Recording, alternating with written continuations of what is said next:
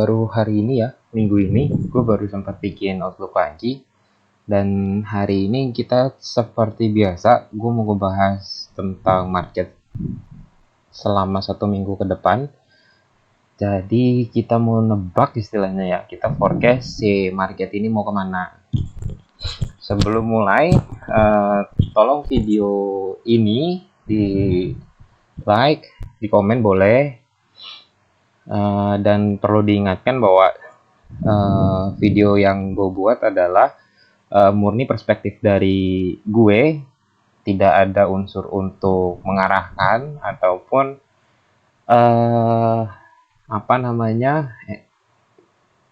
memberikan arahan lah ya.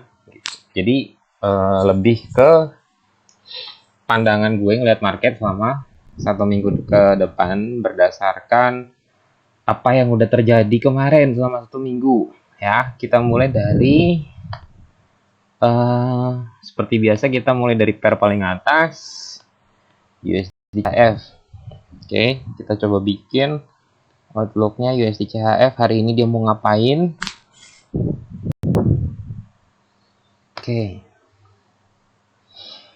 Oke, kelihatannya bagus, sudah koreksi, dan kita akan tahu bahwa market akan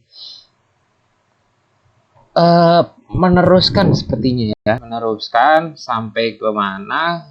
Jadi outlook tuh USD CHF itu tetap buy-nya di mana, kurang lebih zone ini. Karena dilihat dari powernya, momentum dropnya itu semakin besar. Pertama ini sudah engulfing dari candle yang ini, walaupun ditutup dengan ekor, tapi kemudian diteruskan dengan satu candle lagi, dan ini momentumnya. Kemudian sekarang lagi koreksi, saya lagi konsolidasi sideways. Kita bisa berasumsi kalau misalnya ini patah, kalau ini bisa patah ditembus, maka penerusannya itu udah pasti dari sini sampai ke sini. Ada satu area unik di mana kita bisa nemuin order block di sini, demand zone, di mana ini ketemu dengan resisten yang ini, di mana resisten jadi support ya, resisten jadi support. Ini kemungkinan menjadi zona pantulan yang akan dicari market, kemungkinan ya. Jadi kita bisa masuk di harga 95.250 sampai dengan 94.500. Ini dari perspektif daily. Kemungkinan pergerakannya akan ke sana selama 1 minggu ke depan. Jadi outlooknya tetap buy, atau kalian bisa nge-sell lagi kalau kita bisa turun ke time frame yang lebih kecil. Kita bisa nyari peluang dapat sell itu di harga di sini. Oke, kita bisa nyari peluang sell di sini karena di sini ada supply zone. Di sini ada supply zone. Ini highest-nya dan ini konsolidasinya. Jadi kita bisa masuk di harga di sinilah kurang lebih, dimana harganya 98.500-an lah ya. Kita bisa masuk di sana nanti. Oke, untuk USD CHF outlooknya kita akan nge-sell dari perspektif daily, dimana momentumnya cukup besar, dan kita akan nge-sell di area konsolidasi ini. Seandainya market di reject di support line yang ini, di support 96.900, maka biarkan marketnya naik dari sini sampai ke zona orange, maka kita bisa masuk di 98.600 atau 98.700. Better masuk di tengah-tengah 98.650. Kita akan nge-sell ke sana. Kemudian kita coba ke GBP USD. GBP USD ini gue bikin perspektif dari akun lain karena akun gue cukup banyak, bisa dilihat. Oke. Lalu GU kemarin kita masuk di harga 124.900.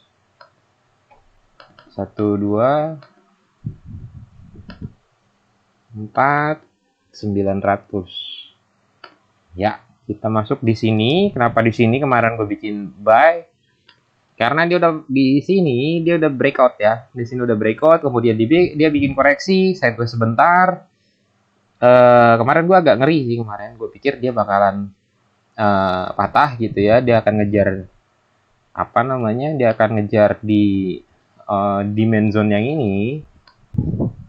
Demand zone yang ini karena momentumnya naik dan ini ada order block terdekat. Dia sebenarnya ngetap.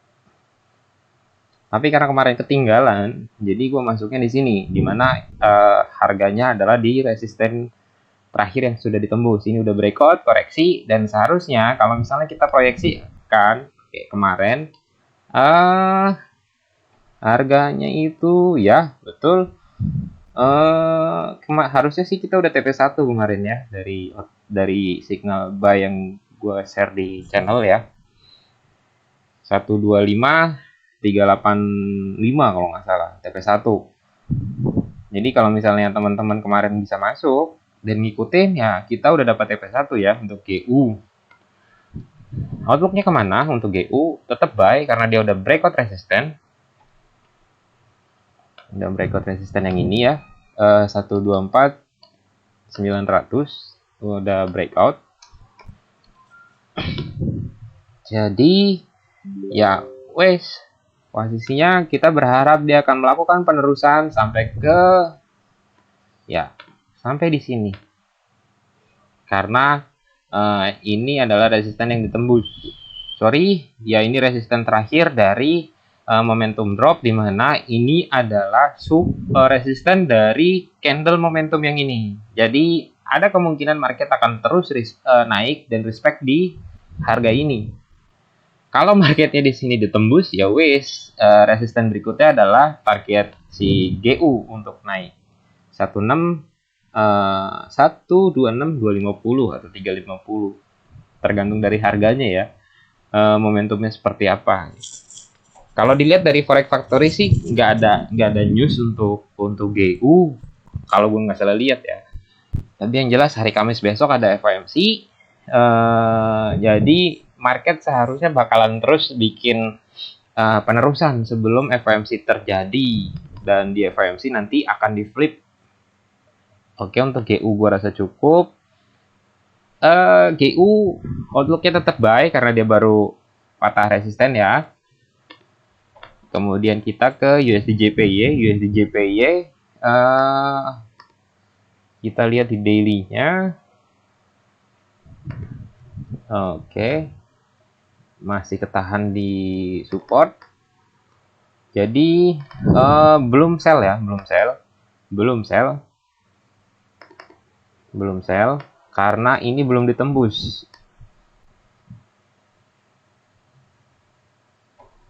Ya, belum ditembus, masih di respect. Kalau kalian mau nge-sell, saran gue sih ya, mending tunggu breakout dari sini ya, tembus entah sampai mana, kemudian dia bikin koreksi naik, pullback, dan dia retest di support yang jadi resisten di sini, kemudian sell. Sellnya sampai mana? Ya, sellnya sampai sini minimal, karena di sini ini adalah demand zone, order block ya, di sini.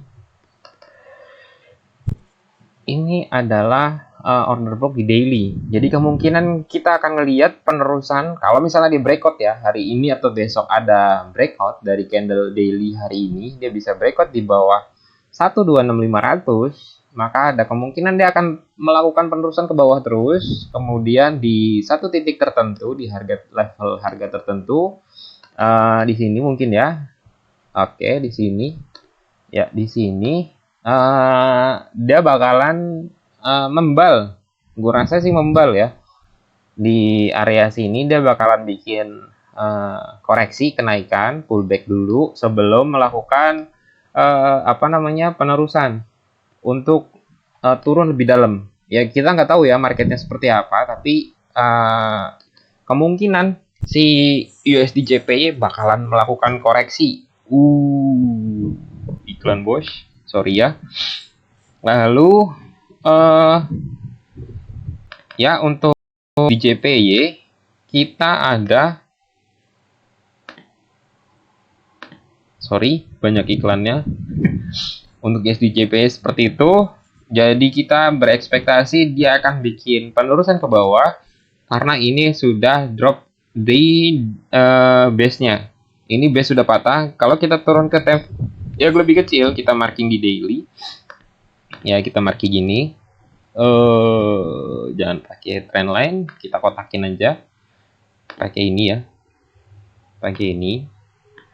Oke. Nah, ini kita bikin box. Oke. Nah, kita turun ke time frame yang lebih kecil. Oke. Jadi kalau dilihat USD JPY-nya itu udah patah support terakhir. Support dari konsolidasi dan ini udah breakout. Kalau misalnya dia benar melakukan penerusan ke bawah, biarkan dia masuk dulu ya untuk USD JPY. Untuk USD JPY, biarkan si USD JPY ini koreksi naik lagi ke dalam area sini. Kemudian kalian bisa ikut sell ke bawah sampai ke seharga 126 ya, 127 lah, 12700 boleh. SL-nya di atas dari sini SL-nya. Ya, kalian bisa tarik 5 pips lagi ke atas gitu ya. Terserah.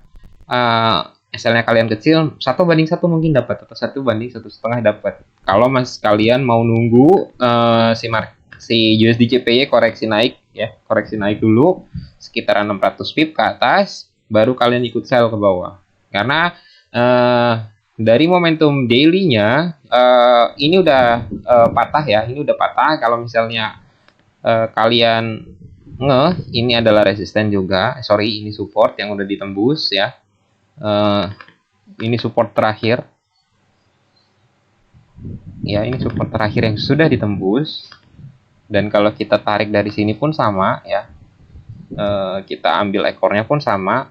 Si USD JPY udah breakout dari support line-nya, 2 kali ditembus dan ini udah melakukan penerusan.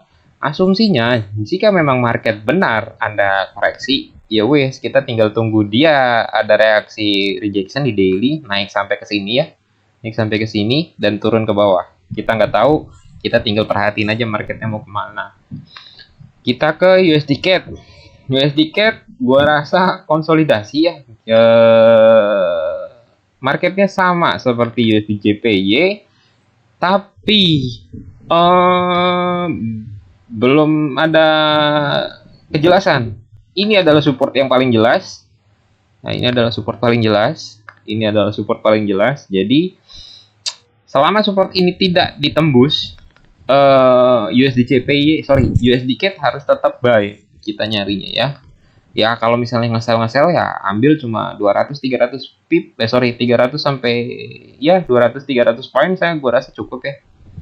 Jangan terlalu jauh karena outlooknya itu si USD CAD ini tetap buy, dia bakalan tetap naik ya. Kenapa? Ini sudah dipatahkan dengan momentum, kemudian dia bikin koreksi. Walaupun tidak ngetap yang resisten yang ini, tapi dia bikin koreksi dan dia bikin penerusan. Selama support line yang ini tidak ditembus, ya otomatis nanti pergerakannya si USD CAD itu dia turun ke bawah sampai sini mungkin, baru dia naik ke atas untuk nge-retest resisten yang ini 130.500 mungkin ya. Kita coba buat di 130 ya 500, 130.500 ya, di situ dia akan nge-retest di sana. Jadi USD CAD mungkin kalian bisa nyari buy setelah dia melakukan koreksi lagi atau ada penurunan sedikit lagi ya, supaya SL-nya nggak terlalu lebar. SL-nya bisa di sana, di single ya. SL-nya di sini nanti 126.400. Tapi ini daily guys ya, jangan lupa ini daily. Perspektif daily-nya dia akan terus ke bawah kecuali kecuali ini masih oke. Ini sepertinya masih nahan nih, inside bar ya, zone play guys. Ini masih zone play. Iya, iya ini masih zone play. Selama dia bergerak di situ-situ aja, ya udah, jangan nyari posisi dulu deh. Kalau dia breakout ke bawah, ya udah nanti kita tinggal nunggu entry buy-nya karena outlook-nya tetap buy. Dari sini ya ke sini koreksi ya, terus kemudian dia naik dan di sini dia lagi koreksi lagi. Ya koreksinya sampai mana? Bisa sampai sini, nanti jadi double bottom. Ya double bottom, kemudian dia naik sampai ke atas. Oke. Audi USD sekarang ya, kita pindah USD CAD. Audi USD, kita cek di daily-nya dulu. Masih downtrend. Masih downtrend dan oke, false breakout sepertinya. False breakout sepertinya. Oke, kita coba cek ya. Dia mau kemana? Oh, udah tembus belum? Oke, udah tembus. Dari false breakout-nya. Dari false breakout-nya dia udah tembus. Oke, jadi kita coba bikin trendline-nya ya. Kita cek trendline-nya. Seperti apa ceritanya? Oke, ternyata seperti ini trendline-nya. Dan dia bikin wedge. Oke, agak serem. Kenapa serem? Soalnya pattern seperti ini, speaker, kalau kata yang lain, kata beberapa orang yang sudah bikin video, ini adalah tipe wedge yang kita bisa bilang speaker megaphone, ya bentuknya sama. Jadi marketnya akan kemana? Gua rasa karena dia false breakout di sini ya, kemudian dia bikin rejection, ya kita bisa expect dia sampai ke sini resisten pertama ya, dimana itu di midnya dia resisten, kemudian dibikin koreksi mungkin ya, atau bisa jadi dia langsung tembus ke atas. Kalau pattern seperti ini sih, gue bingung juga mau jelas mau bilangnya ya, karena pattern seperti ini dia harus bisa breakout dulu di salah satunya supaya jelas gitu trendline-nya dia mau kemana. Karena kita mau bilang dia lagi downtrend ya, kita bilang lagi mau downtrend secara time frame daily yang lebih besar gitu, nggak bisa karena di sini ya seharusnya dia bikin kenaikan gitu kan. Ini kan higher high, ini higher high lagi, harusnya dia bikin koreksi di sini dan bikin kenaikan, baru dia jadi bullish trend line. Bullish trend ya, bikin bullish gitu ya kan, ada kenaikan. Tapi di sini dia patah ke bawah, matahin support yang ini. Dan kalau memang dia harusnya bikin downtrend, dia sudah koreksi nih, naik dari support yang ini, dia naik ke atas, dia malah bikin double bottom. Dan dia malah bikin koreksi lagi ke atas. Harusnya kalau memang ini jadi downtrend, dia harusnya bisa patahin support yang ini. Dan dia bikin lower low di sini. Jadi secara teori dia harusnya dari sini, dia bikin lower low di sini. Ya. Dia bikin lower low di sini untuk nge-breakout support yang ini. Support yang ini harusnya ditembus, tapi malahan sama marketnya beda cerita. Dia malah bikin double bottom, kemudian dia naik ke atas. Oke, jadi untuk Audi USD kita expect akan nge-sell mungkin ya. Kita akan expect untuk nge-sell kalau kita ini kan lagi bullish ya, walaupun di di secara trendline-nya ini lagi turun gitu ya, lagi koreksi, tapi karena ini perspektif daily dan candle-nya ada momentum di mana ini udah engulfing ya, dan diurutin dengan beberapa candle hijau, artinya bullish sudah masuk, buyer sudah masuk. Oke, buyernya sudah masuk, jadi ada kekuatan nih. Kemungkinan marketnya akan bikin penerusan untuk nge-retest resisten yang ini atau yang ini.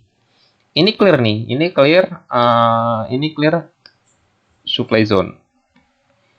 Ya, ini clear supply zone. Ini clear supply zone. Jadi marketnya kalau misalnya dia naik, dia harusnya akan nge-retest yang ini. Dia akan respect di daerah sini. karena ini daily. Kita bisa cek di time frame yang lebih kecil untuk nyari peluangnya nanti kayak gimana. Ya. Dan kalau misalnya kalian ngecek di time frame yang lebih kecil di H1, ternyata di sini juga ada order block. Oke. Yang masih seger nih, tapi kejauhan ya. Nanti tinggal dilihat dulu nih. Apa namanya?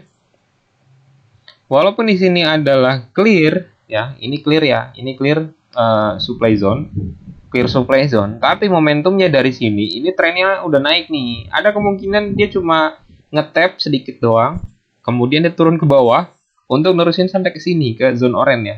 Jadi di sini kalian bisa jadi marketnya PHP nih, di sini dia bikin ngetap, kemudian dia turun ke bawah, bikin kayak seolah-olah wah ini beneran turun ke bawah nih, sampai bawah nih. Enggak, kalau gua rasa sih dia bikin apa ya, sideways kecil di sini ya, mungkin sideways beberapa apa namanya, higher high atau lower low, kemudian dia langsung momentum naik ke atas nih, paling nggak nanti sampai di FOMC-nya nanti bakal di flip marketnya sampai ke sini. Dan di sini ini adalah potensial sell zone-nya, potensial sell zone-nya. Lalu kita ke GBP JPY. GBP JPY kemana? Oke.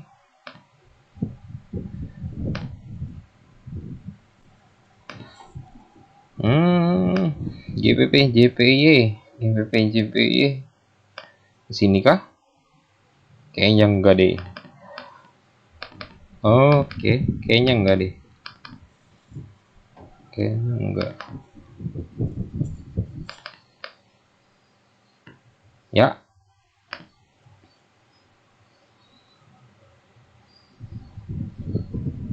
Breakout, retest. Ya, penurunan. Outlooknya untuk GBP JPY kita akan nge-sell. Nge-sellnya di mana? Karena ini udah ada koreksi ya. Kalau kalian perhatiin nih, trennya tetap ini ya, bullish ya. Dan ini bagian dari koreksi. Maka apa ya? Si GJ ini dia bakalan bikin kenaikan nih sampai sini mungkin ya, tapi kita nggak tahu, biarin marketnya mau kemana, kemudian nanti kita bisa ikut sell dulu nih, oke, dari sini kayaknya ya mungkin kita bisa nanti ikut sell di sini, seandainya market masuk ya, ada kenaikan betul sampai ke sini, dan di sini kita akan nge-sell. Kenapa? Nanti polanya itu jadi double top. Di sini. Double top untuk bikin koreksi. Ini HNS tapi bukan, karena bentuknya nggak rapi ya. Bukan sesuatu pattern yang bagus. Walaupun dia udah patah support nih, neckline-nya. Kalau misalnya kalian menganggap ini HNS, dia udah patah neckline. Kemudian dia bikin retest nih, kenaikan. Dia patah di sini, ini neckline ya. Ini neckline. Dia bikin bahu sebelah kanan, kemudian dia retest di breakout di sini, udah sampai sini dan dia naik ke atas. Oke, ada kemungkinan dia akan bikin penerusan ke bawah lagi. Karena nanti polanya di sini sampai dia bisa naik ke atas di sini, jadi double top, dia kemudian dikoreksi. Targetnya itu nanti di support zone ini. Ya. Jadi support zone di sini. Targetnya dia. Kita nggak tahu nanti marketnya seperti apa. Tapi yang jelas ini untuk 1 minggu ke depan GJ itu bakalan turun. Outlooknya secara garis besar turun. Kita akan nge-sell di GJ. Oke. Kemudian kita pindah ke NSD USD juga ada kenaikan.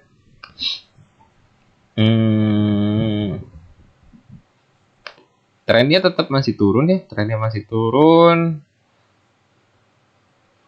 secara garis besar trennya masih turun dan power dropnya lumayan. Kemungkinan dia akan masuk ke sini jika dia naik terus ya. Lalu diikuti dengan kenaikan momentum bullish seperti ini, kita bisa expect nanti untuk kita nge-sell lagi karena trennya masih tetap bearish. Kita akan nge-sell lagi nanti di sini, guys. Kita akan nge-sell lagi kemudian di sini. Ini satu ya, ini satu. Kemudian nanti ada lagi, ya kita lihatlah reaksinya market seperti apa. Di sini ada area konsolidasi, conference ya, dimana ini adalah support yang sudah di breakout sama momentum sepanjang ini ya, break of structure istilahnya, BOS. Dan di sini patah nih, udah patah. Dan di sini ada supply zone yang ketemu sama support jadi resisten. Artinya ada confluence yang terjadi. Maka kemungkinan kita akan bisa nge-sell tipis-tipis. Disinilah harga paling bagus untuk dapat untuk harga yang paling mahal nih untuk dijual. Ya, jadi di sini kita bakalan jualan nih. Dan kita akan expect market sampai ke sini lagi nih, dari orange zone yang ini kita bisa expect marketnya drop ke arah sini.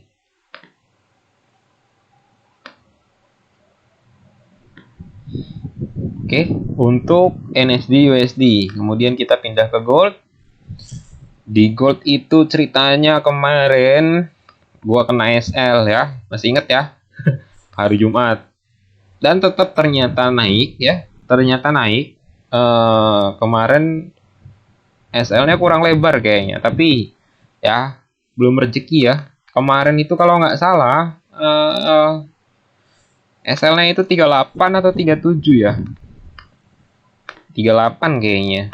SL-nya 38.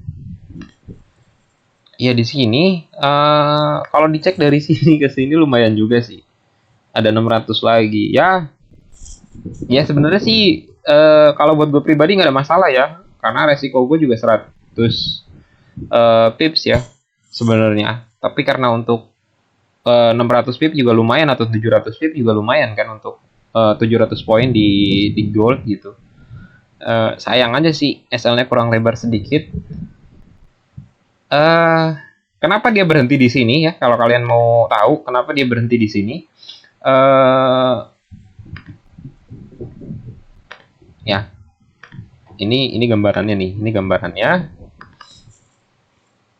Ini harga kita entry ya, 1183. Sorry, harga SL kemarin 1838 dan kita kena SL, kita kena SL. Dan kenapa marketnya berhenti di sini dan dia naik lagi? Ini adalah resisten terakhir, dan ini jadi resisten jadi support ya, Jadi kenapa dia ada reaksi di sini? Karena kalian bisa perhatikan di sini, ini adalah candle yang berhasil menembus resisten ya. Jadi ini adalah resisten yang akan jadi support yang cukup signifikan, atau resisten yang bakalan di tes sama market untuk di tap doang. Lalu dia bikin penerusan. Kenapa? Karena di sini momentumnya udah jadi bikin momentum kenaikan, di mana dia udah break of structure dari resisten yang terakhir. Ini kalau misalnya kalian kalau kalian perhatikan dari sini naik ya, ini higher high, ini higher low ya, koreksi nih dari sini ke sini turun, dan dia bikin kenaikan di sini ya, break of structure nih, naik ya karena dia udah patah di support di sini, resisten yang di sini, dia naik ke atas ke sini. Ini kan turun nih, patah jadi support. Terus dia naik ke atas, ini adalah higher high-nya dia, maka dia bikin koreksi di sini. Atau anggaplah ini karena lebih tinggi dari yang ini ya. Ini ini lebih tinggi dan dia bikin koreksi ya. Dan disinilah kenapa dia naik. Dan kalau misalnya kalian ngeh ini Ya, kalau kalian di sini ya. Oke.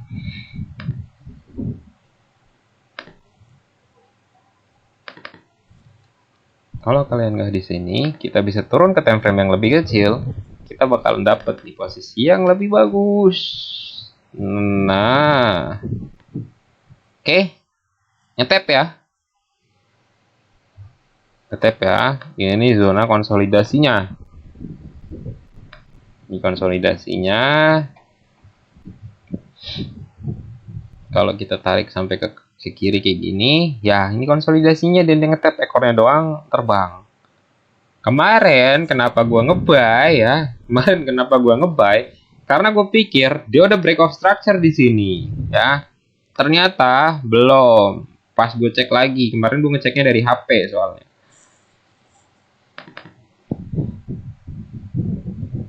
Nah, kemarin gue pikir, ya. Kemarin gue pikir kalau nggak salah di sini deh, kemarin 144 kita ngebuy ya, karena dia udah break of structure nih di sini. Kan udah ditembus nih, udah ada kenaikan nih. Ternyata tarikannya cukup dalam, ya. Kemarin kan kita masuk di 1844 kalau nggak salah deh. 1844 kita coba cari harganya di sebelah mana. 1844. Ya, di sini ternyata. Iya. Ya, ternyata ya. Karena kan gini ceritanya kemarin ya. Klarifikasi. Pembenaran lah ya. Ini kan resisten tertinggi nih. Ini resisten ya. Kemudian ini koreksi, turun. Artinya ini adalah resisten terakhir. Gua salah juga sih kemarin. Ini kan resisten nih. Ini resisten. Naik ya. Turun, koreksi. Naik lagi ke sini. Turun. Kemudian dia koreksi nih, ya kan? Dia koreksi nih, naik nih, dan ini ditembus nih dua-duanya nih. Gue pikir marketnya bakal langsung naik nih, ternyata enggak. Gue ditarik dong kemarin, kena SL tuh 1838 kemarin ya kan? SL di sini nih kurang lebih lah ya, 1838 kita kena SL nih di support yang ini ternyata, dan ini kita ke colongan, ya kena SL lah intinya. Dan sekarang marketnya terbang, salah kita di situ ya. Ya wes, untuk gold hari ini nggak tahu ya, nanti malam kita mau kemana untuk gold.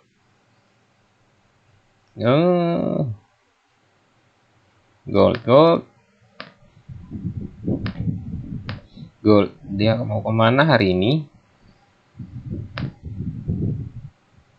Oh ya, oke lah, nanti kita coba ambil peluang ya. Kita coba ambil peluang ya. Kita coba ambil peluang ini, kita hapus dulu.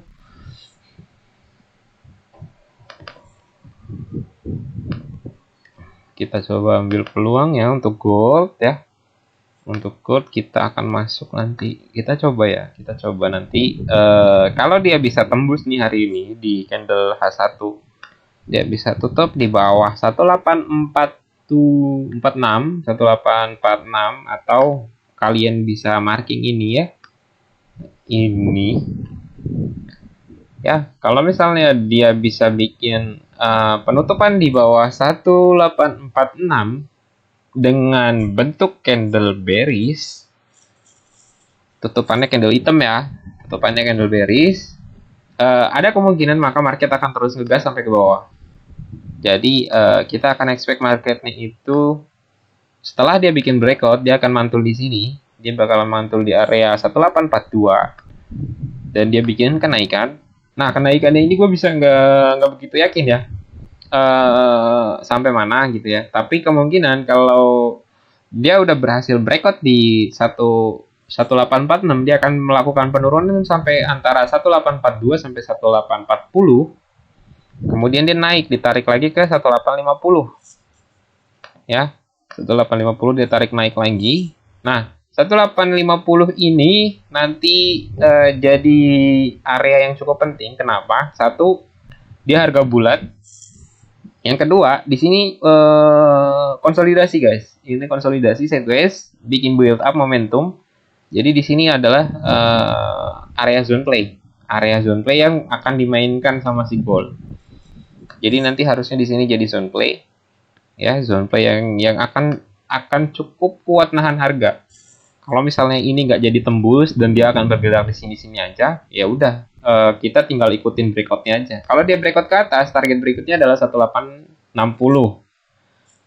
1860 adalah harga terdekat, di mana kita bisa cek ini adalah harga tertingginya 1858. Ya, oke, 1858. Dan kalau kita lihat lagi, ini adalah zona konsolidasi yang sudah basi ya.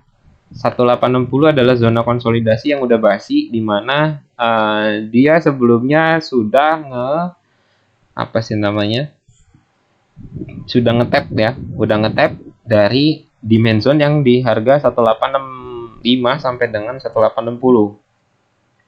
Jadi apa namanya, zona supply yang ini udah basi, udah di tap di sini. Jadi kemungkinan marketnya itu nggak apa namanya, nggak akan kuat lama-lama nih, nggak akan kuat lama-lama, stay di harga 1860 ya. Dia nggak akan kuat lama-lama di harga 1860 karena zonanya udah basi, udah expired lah, karena udah di retest nih, udah di tap ya, udah di tap di sini, udah ke tap nih, di sini udah ke tap ya, di sini udah ke tap nih, udah ke tap ya. Jadi seharusnya kalau misalnya marketnya nanti ini bikin momentum kenaikan saat sampai dengan hari Rabu ada kenaikan terus, maka 1865 ini akan mudah sekali ditembus, gampang banget ditembus. Kenapa? Yaitu tadi apa namanya, zona supply yang ini adalah zona supply yang udah basi karena dia sudah ngetap ya, sudah ngetap yang ini, udah ngetap yang sebelumnya nih. Jadi ini adalah zona supply yang sudah tidak berlaku sebenarnya. Jadi 1870 375 ya, disinilah mungkin ya 1875 nanti dia akan dikejar dengan mudah. Posisinya tinggal kita jagain aja sampai hari Rabu. Nanti Kamis malamnya pas FOMC tinggal kita cek nih dia mau kemana marketnya. Asumsi gue sih dia masih gold, dia bakalan bikin kenaikan nih, nggak kira-kira bakal bikin kenaikan karena zona supply yang ini udah basi ya, zona supply yang ini udah basi, zona supply yang ini udah basi. Jadi akan mudah, bakalan gampang banget sih si gold untuk naik ke atas gitu. Oke, gue rasa cukup. Kita ulang lagi dari awal. Untuk USD CHF, outlooknya kita itu akan nge-sell di area orange yang ini. Dan kalau kalian mau nge-buy, sebaiknya cari posisinya dulu. Nggak kelihatan sih, kalaupun kita tarik ini ya sebagai trendline. Ini udah tembus nih. Ya, jadi ya nantilah kalau kalian mau nge-buy gitu ya. Kalau kalian mau nge-buy, tinggal nunggu dia bisa naik lagi ke atas. Dasar ininya ini nih, apa sih namanya, acuan terakhirnya ini, karena ini nanti jadi zone play. Kalau ini bisa tutup di atas harga ini ya, harga berapa ini, dia bisa tutup di harga 97.250 ya, berarti ada kemungkinan dia naik sampai ke demand zone yang supply zone yang ini. Supply zone yang ini adalah high gas-nya, BOS-nya itu di sini, ya di sinilah dia bakalan ngetap nih. Oke, tinggal diperhatiin aja apakah si USD CHF bisa naik ke atas atau malah dia ngegas sesuai dengan momentum yang terjadi gitu ya. Karena kan di sini nih doji engulfing, nah ini momentum candle nih drop ya. Jadi tinggal dia ngetes yang support yang ini 971 ya, something segitulah harganya ya. 97 sekian, 96.900. Lalu dia bikin penurunan yang lebih dalam untuk GU. Sepertinya dikit lagi TP ya, TP1 ya, TP2. TP2 kemarin kan kalau nggak salah di channel di channel segitulah ya harganya. Nanti kalian bisa cek ulang lagi untuk USD JPY. Oke, seperti yang gue bilang, ternyata marketnya mau retest yang ini, support zone, support line yang ini. Tinggal nunggu dia ada momentum atau tidak hari ini. Kalau di H4 udah jelas ya, tadi udah dijelasin dia udah breakout. Jadi kemungkinan kita akan nge-sell untuk USD JPY setelah dia bikin kenaikan lagi ke atas nih, sekitaran 600 poin lagi ke atas, baru di sana kita ikut sell. Oke, karena outlook di daily-nya tetap bearish. Dia udah patah di support zone yang ini, ya udah breakout, kemudian dia bikin retest pullback dan dia udah turun. Kita expect marketnya akan terus turun dulu sampai ke zona yang ini, ya, dua zona yang ini. Nanti kita bisa cek aja lah. Karena ini dropnya lumayan nih. Kita butuh waktu sekitaran 1-2 minggu nih untuk betul sampai turun ke bawah sini. Lalu untuk USD CAD ya masih di zone play. Barusan ya dari outlook yang tadi zone play-nya masih berjalan, masih dipakai. Kita tinggal nunggu breakoutnya aja, atas atau ke bawah. Kalau atas kita tinggal nunggu, kita bisa expect setelah breakout terjadi kita akan langsung ikut buy. Ya, kita akan langsung ikut buy. Breakout ini maksudnya, breakout resisten yang ini kita akan langsung ikut buy. Kalau dia turun ke bawah, kita akan expect kita akan buy limit nanti, atau kita akan nungguin ngebuy di sini ketika ada validasi entry untuk kita ngebuy. Untuk AUD USD, dari outlook daily yang tadi kita bahas, karena bentuknya seperti ini patternnya, belum jelas, nggak bikin higher high atau nggak bikin higher low. Jadi ini ada dua zona potensial di sini, zona oranye, yang kedua di sini. Asumsinya jika market terus naik, kita bisa nge-sell di sini, tapi jangan jauh-jauh nge-sellnya. Ambil 200 poin atau 300 poin cukup lah ya, keluar. Kemudian kita bisa tungguin ada validasi entry lagi untuk ikut buy. Nanti polanya itu jadi HNS di sini, tapi HNS kebalik. Ya, jadi HNS kebalik untuk nge-retest zona oranye yang besar ini. Ya. Untuk nge-retest zona oranye yang besar ini, HNS-nya. HNS kebalik. Kemudian untuk GBP JPY, oke. Kita cek di daily. Ya, kayaknya dia bakalan kuat untuk naik ya. Kayaknya dia bakalan kuat untuk naik hari ini.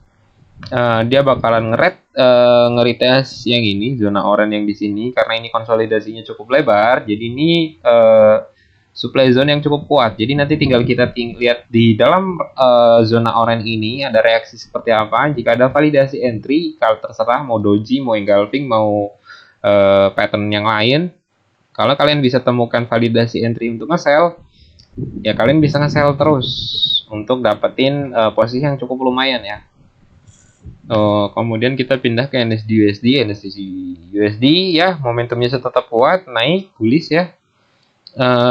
Kalau misalnya dia akan bikin kenaikan kalau memang dia mau bikin terus downtrend ya, maka kan bentuknya seperti ini ya.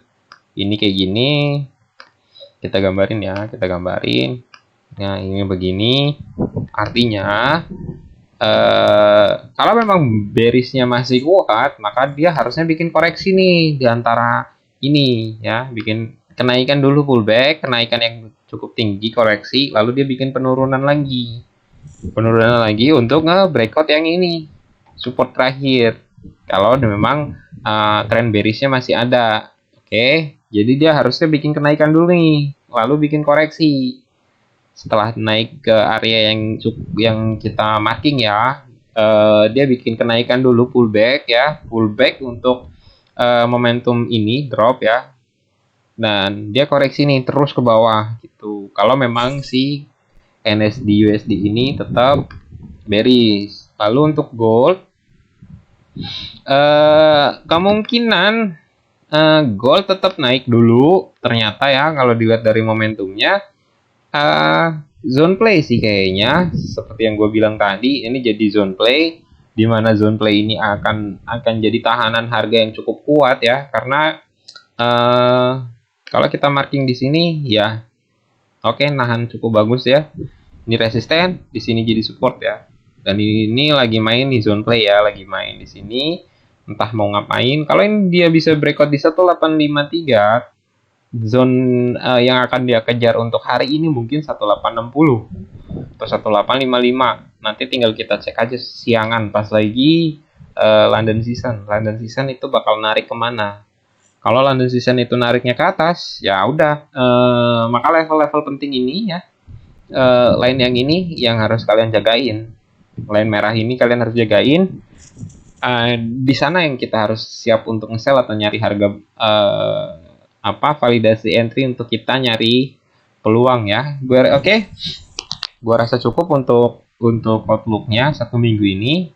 Dari outlook daily untuk gue sebagai day trader, pergerakan satu candle daily itu cukup untuk untuk jadiin gua acuan kemana dia mau pergi setelah candle daily-nya close. Jadi kalau misalnya kita ngecek daily close-nya hari ini adalah bullish, asumsinya besok juga ada penerusan. Tinggal dilihat lagi candle close-nya seperti apa. Kalau candle close-nya ada ekor, ya ada potensi di time frame yang lebih kecil di H1 ataupun M15, marketnya akan di situ-situ aja. Oke ya. Jadi untuk kita sebagai day trader, kita cukup perhatiin aja gitu. Candle daily close-nya itu seperti apa. Kalau candle daily close-nya itu bentuknya ekor panjang, doji dan lain-lain, ya better nggak usah masuk dulu gitu. Oke, gua rasa cukup untuk outlook hari ini. Jadi kita 1 minggu ke depan acuannya itu ada beberapa, ada yang sell, ada yang buy. Tinggal kita tungguin di harga paling murahnya atau harga paling mahal di USD JPY dan lain-lain lah ya. Untuk marketnya seperti itu.